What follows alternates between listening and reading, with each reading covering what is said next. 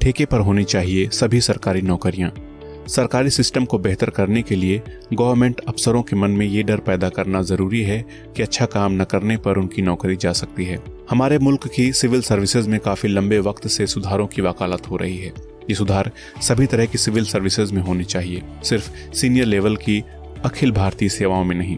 Lateral entry यानी private sector से अनुभवी और काबिल लोगों को सरकारी संगठनों में लाना अच्छी पहल है, लेकिन ये बड़े सुधारों की फहरिस्त का एक बेहद मामूली हिस्सा है।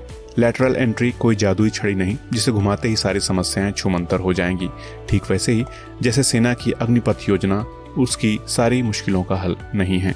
साल 2018 से जॉइंट सेक्रेटरी लेवल पर 10 उम्मीदवारों को ही प्राइवेट सेक्टर से सरकारी क्षेत्र में लाने की योजना रही है। फिर इसे बढ़ाकर 40 तक किया गया और इसमें डायरेक्टर और डिप्टी सेक्रेटरी लेवल के पद भी शामिल किए गए। इसे ज्यादा से ज्यादा पायलट प्रोजेक्ट ही कहा जा सकता है। यह विशुद्ध रूप से केंद्र सरकार की योजना है, राज्यों का इससे कोई सरोकार ही नहीं। इससे पहले की योजना का कोई ठीक ठाक असर दिखता, कोरोना महामारी की चुनौती सामने आ गई। अगर सिविल सर्विसेज में सही मायने में सुधार करना है तो राज्य सरकारों को भी इसके दायरे में लाना होगा। अगर केंद्र सरकार के नजरिए से देखें तो अखिल भारतीय सेवाएं कॉलोनियल सिस्टम यानी ब्रिटिश हुकूमत की विरासत हैं।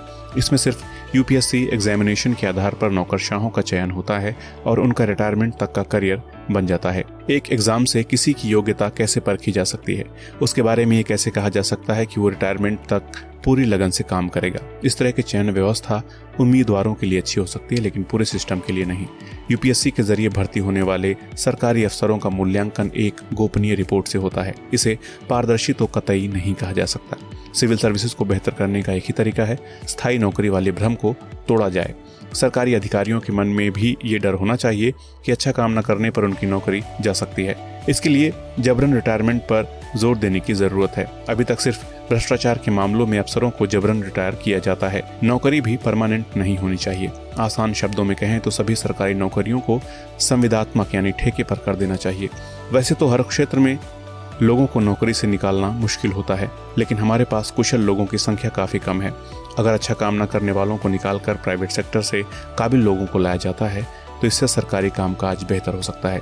लेकिन अभी लैटरल एंट्री से आने वालों की तादाद काफी कम है, एक तरह से ना के बराबर है। इस तरह से सरकारी संगठनों में आने में भी कई दिक्कतें होती हैं। सरकारी प्रक्रिया काफी जटिल होती है और इसमें पैसे भी ज्यादा नहीं मिलते। ऐसे में प्राइवेट सेक्टर में अच्छी सैलरी पाने वाले लोग सरकारी संस्थाओं में आने से कतराते हैं।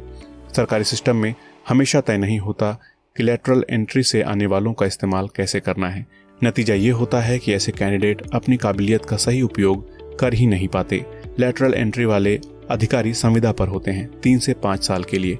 कई बार उनका बैकग्राउंड या सिलेक्शन प्रोसेस ऐसा होता है कि सरकारी कामकाज का तरीका उनके लिए एकदम अनजाना होता है। कुछ साल तो हालात को समझने में ही निकल जाते हैं और तब तक उनका कॉन्ट्रैक्ट ही खत्म हो जाता है। कुल मिलाकर समस्या ये है कि हमारे पास ऐसा कोई सिस्टम ही नहीं कि हम लैटरल एंट्री से सरकारी कामकाज के हिसाब से सही कैंडिडेट चुन कर ला पाएं। लेकिन ऐसा नहीं है कि कुछ खामियों के चलते लैटरल एंट्री के आइडिया को सिरे से खारिज कर दिया जाए। किसी आइडिया पर अमल होने से पहले ही उसके बारे में राय बना लेना भी ठीक नहीं, जैसा कि अग्निपथ मामले में हुआ। अतीत में कुछ ऐसी मिसालें भी हैं जब लैटरल एंट्री से आने वाले सरकारी सिस्टम में पूरी तरह से रम गए और उन्होंने काफी अच्छा काम किया।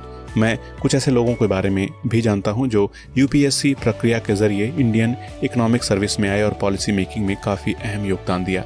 अगर मैं निष्पक्ष होकर कहूं तो लैटरल एंट्री काफी अच्छा आइडिया है, लेकिन इसे बेहतर बनाने के लिए अभी इसमें काफी सुधार करना होगा।